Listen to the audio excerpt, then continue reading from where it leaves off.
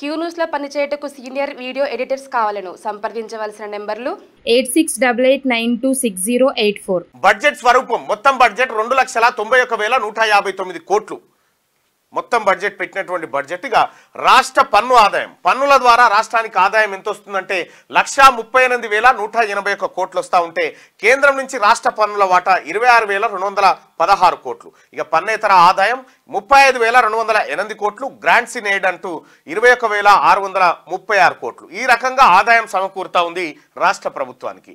అవి కాకుండా ఇక జిఎస్టీ, పెట్రోల్, డీజిల్, ట్రేడ్, ఇతర పన్నుల ద్వారా 84,211 కోట్లు, స్టాంప్స్ అండ్ రిజిస్ట్రేషన్స్ ద్వారా 18,228 కోట్లు, ఎక్సైజ్ ఆదాయం మద్యం ద్వారా 25,617 కోట్లు.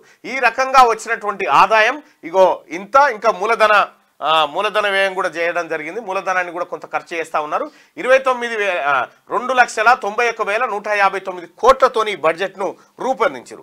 ఈ బడ్జెట్లో కేటాయింపులు ఎట్లా ఉన్నాయి, ఏదేది ఎట్లా ఉందని చూస్తే రైతు కుష్ బడ్జెట్లో వ్యవసాయానికి 72,659 కోట్లు, రైతు కూలీలకు ఏటా 12,000 సాయం, ఇకపై పంటల బీమా అమలు. అసెంబ్లీలో బడ్జెట్ను ప్రవేశపెట్టిన డిప్యూటీ సీఎం బట్టి విక్రమార్క సంక్షేమానికి 6 గ్యారంటీలకు సరిపడా నిధులు. తొలిసారి విద్యారంగానికి 7% పైగా కేటాయింపులు. ఈసారి 21,292 కోట్లు, గతంతో పోలిస్తే 2,000 కోట్లకు పైగా ఎక్కువ. ఇరిగేషన్ కు 22,301 కోట్లు, ఇందులో అప్పులకే 9,877 కోట్లు. ఇవి ఈ రకమైన కేటాయింపులు. కేవలం ఒక వ్యవసాయానికే 72,659 కోట్లు కేటాయించింది తెలంగాణ రాష్ట్ర ప్రభుత్వం. ఇక రైతన్నకు జయ కొడుతూ సాగుకు సాధిస్తూ రాష్ట్ర ప్రభుత్వం దండిగా నిధులు కేటాయించింది. వ్యవసాయానికి పెద్దపీట వేస్తూ భారీ బడ్జెట్ను తీసుకొచ్చింది. అస్తవ్యస్తమైన ఆర్థిక వ్యవస్థను గాడిలో పెడుతున్నామని, ప్రజా సంక్షేమానికి టాప్ ప్రయారిటీ ఇస్తున్నామని ప్రకటించింది. బడ్జెట్ అంటే కేవలం అంకెల సమాహారం కాదని, అది మన విలువలు, ఆశల వ్యక్తీకరణ అని పేర్కొంది. 2024-25 ఆర్థిక సంవత్సరం ఫుల్ బడ్జెట్ను గురువారం అసెంబ్లీలో డిప్యూటీ సీఎం ఆర్థిక మంత్రి బట్టి విక్రమార్క ప్రవేశపెట్టారు. రైతులకు, రైతు కూలీలకు, వ్యవసాయ అనుబంధ రంగాలకు అధిక ప్రాధాన్యం ఇచ్చారు. నాగేటి సాలాల్లో నిధుల వరద పారించారు. కాంగ్రెస్ అధికారంలోకి వచ్చిన తర్వాత ప్రవేశపెట్టిన మొట్టమొదటి పూర్తిస్థాయి బడ్జెట్ ఇది. మొత్తం 2.91 లక్షల కోట్ల ఈ భారీ బడ్జెట్లో ఏకంగా 25% నిధులను వ్యవసాయానికే కేటాయించారు. రుణమాఫీ, రైతు భరోసా, పంటల బీమా, రైతు బీమా, సన్నవడ్లకు బోనసు, విద్యుత్ సబ్సిడీ, ఇలా వివిధ కేటగిరీలో మొత్తంగా వ్యవసాయానికి 72,659 కోట్లు ప్రతిపాదించారు.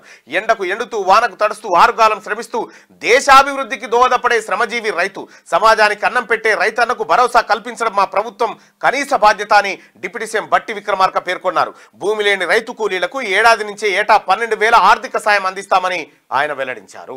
ఇక పంచాయతీరాజ్కు 29,816 కోట్లు, ఆసరా పెన్షన్లకు 14,000 కోట్లకు పైగా నిధులు, మహిళా సంఘాలకు 2 కొత్త స్కీమ్లు అమలు చేయబోతా ఉంది ఈ బడ్జెట్ నుంచి రాష్ట్ర ప్రభుత్వం.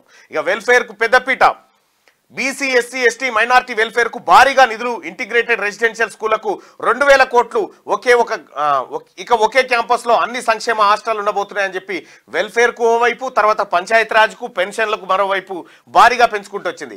బడ్జెట్ పై పూర్తి కథనాలను 4 నుంచి 9 పేజీల్లో వెలుగు దినపత్రిక అందిస్తూ ఉంటే ఇక ఆదాయం అంతా హైదరాబాద్ చుట్టే జమ అవుతా ఉందట. జీడీడీపీ తలసరి ఆదాయంలో రంగారెడ్డి, హైదరాబాద్ జిల్లాలే టాప్. చిట్ట చివరన ములుగు, ఆసిఫాబాద్ జిల్లాలు. కేంద్రీకృత అభివృద్ధి వల్ల ఆదాయ పంపిణీలో అసమానతలు, అర్బన్ రూరల్ మధ్య స్పష్టమైన అంతరాలు కనిపిస్తా ఉన్నాయి.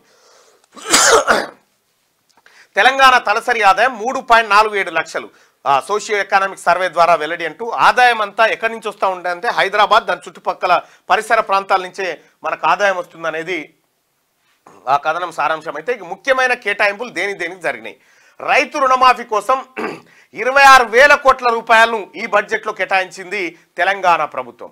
రైతు భరోసా కోసం 15,075 కోట్లు, వ్యవసాయ కూలీలకు రైతు భరోసా, వ్యవసాయ కూలీ సోదరులారా మీకు ఏడాదికి 12,000 రూపాయలు ఇస్తామని చెప్పి తెలంగాణ ప్రభుత్వం, ఇప్పుడున్నటువంటి గౌరవనీయులు ముఖ్యమంత్రి రేవంత్ రెడ్డి గారు, అలాగే తెలంగాణ కాంగ్రెస్ మేనిఫెస్టోలో కూడా పెట్టినటువంటి అంశాన్ని అమలు చేస్తూ రైతు కూలీలను ఎప్పుడు పట్టించుకోలే కేసీఆర్, వాళ్ళని కూలీలుగా చూసిన తప్ప ఎన్నడూ పట్టించుకోలే. ఈసారి 1,200 కోట్ల రూపాయలు ఆ కూలీల కోసం కేటాయిస్తుంది.